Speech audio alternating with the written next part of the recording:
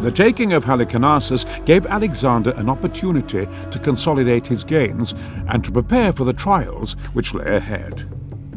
Parmenion was sent with a strong contingent of cavalry to patrol the coast and harry the Persian navy whenever they came ashore. Another officer, Ptolemy, was ordered to return home and gather reinforcements.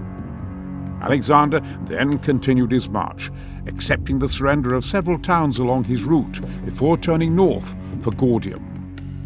Here he was rejoined in the spring of 333 BC by Parmenion and Ptolemy with their reinforcements.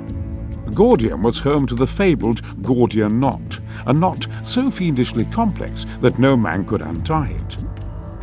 In typical style, Alexander slashed it with his sword, declaring that it did not matter how the knot was undone, only that it was. Resuming his advance, and after a failed Persian attempt to halt him at the mountain entrance, known as the Cilician Gates, Alexander took the city of Tarsus. Here the Macedonian advance was delayed as Alexander fell ill with a fever. Encouraged by this apparent sign of weakness, the Persian king Darius gathered a great army of some 600,000 men and prepared to march in pursuit. Alexander recovered and continued his march along the coast, whilst Darius travelled through the mountains to appear unexpectedly at the Macedonians' rear, cutting their lines.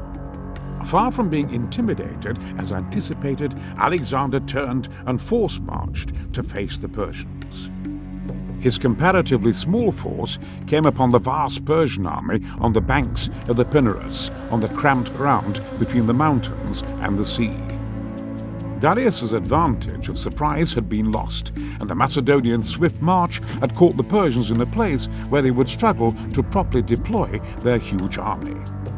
Even so, the mismatch in numbers made the prospect of defeat for the Macedonian king almost certain.